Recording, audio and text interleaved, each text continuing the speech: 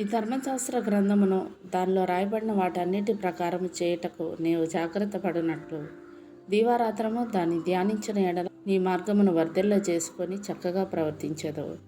Praise the lord. యూట్యూబ్లో ఈ వాక్యం వింటున్న ప్రతి ఒక్కరికి మన ప్రియమైన యేసుక్రీస్తు నామములో శుభములు తెలుపుకుంటున్నాను. నా ప్రియ సహోదరి సహోదరులారా, ఈరోజు మనం ధ్యానించబోయే అంశము జాగ్రత్త పడినట్లు. ఈ అంశం కొద్దిసేపు ధ్యానించమని దేవుడు నన్ను ప్రేరేపించారు. అయితే వాక్యం మీ దాకా చేరిందంటే దేవుడు మీరు ఈ వాక్యం వినాలని కోరుకుంటున్నాడు కనుక ఎక్కడ స్కిప్ చేయకుండా పూర్తిగా వినండి. వాక్యం మీకు నచ్చినట్లయితే తప్పకుండా లైక్ చేయండి, షేర్ చేయండి, సబ్స్క్రైబ్ చేయండి, కామెంట్ చేయండి. మీ కామెంట్స్ నేను చదువుతాను. అందరం కలిసి దేవుని రాజ్య వ్యాప్తి కోసం కష్టపడదాం. సమస్త మహిమ దేవునికే కలుగును కాక. ఆమేన్. ఇక వాక్యంలోకి వెళ్ళిపోదాం.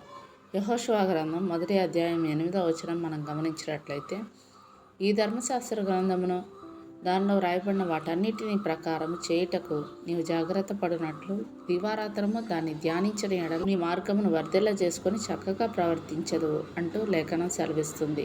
ఈ భూమి మీద పుట్టిన ప్రతి ఒక్కరూ చనిపోయే వరకు ఎన్నో జాగ్రత్తలు తీసుకుంటూ జీవిస్తారు.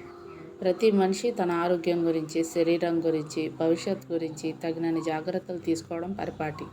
తాను, తన కుటుంబము భవిష్యత్తులో ఇబ్బందులు పడకూడదని కుటుంబంలో ప్రతి ఒక్కరి గురించి శ్రద్ధ తీసుకుంటారు. జీవితానికి సరిపడనంత ధనం కూర్చుకుంటారు. కుటుంబ పెద్దగా తాను చనిపోతే కుటుంబ సభ్యులు ఇబ్బంది పడకూడదని తన జీవితాన్ని ఇన్సూరెన్స్ కూడా చేయిస్తాడు.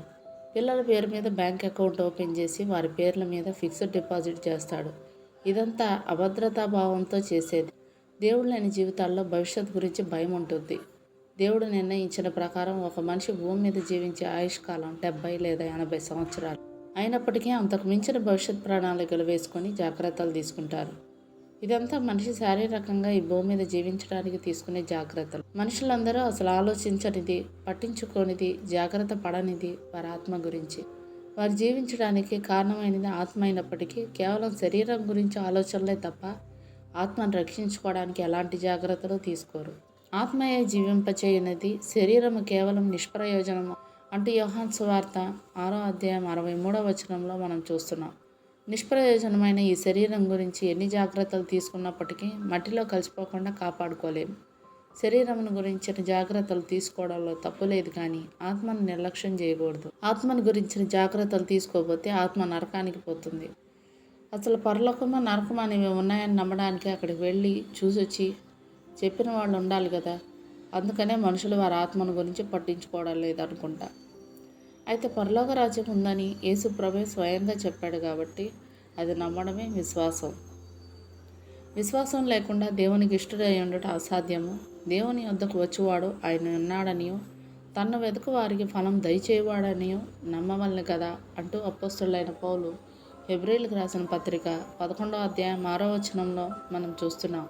మన విశ్వాసమును కాపాడుకోవడానికి మనం తగినన్ని జాగ్రత్తలు తీసుకోవాలి. మంచి పోరాటం పోరాడితిని, నా పరుగు కడముట్టించితిని, విశ్వాసము కాపాడుకుంటుని అని అపోస్తలుడైన పౌలు తిమోతికి రాసిన 2వ పత్రిక 4వ అధ్యాయం 7వ వచనంలో పౌలు తన పోరాటం గురించి చెప్పాడు.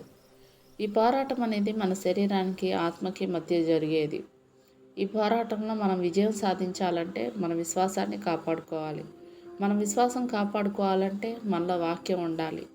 వాక్యం మనలో స్థిరపడాలంటే దాన్ని దీవారాత్రము ధ్యానించాలి. నీవు నీ మార్గం వర్ధిల్ల చేసుకొని చక్కగా ప్రవర్తించాలంటే దీవారాత్రము వాక్యమును ధ్యానించాలి. అందుకు నువ్వు సిద్ధమా? మళ్ళీ నెక్స్ట్ వీడియోలో మనం కలుసుకుందాం. అప్పటి వరకు మన దేవుని ప్రేమ, రక్షకుడైన యేసుక్రీస్తు కృప, పరిశుద్ధాత్మ సహవాసం ఇప్పుడే ఎల్లప్పుడూ మీకును మీ కుటుంబానికి తోడై ఉండును గాక. ఆమేన్.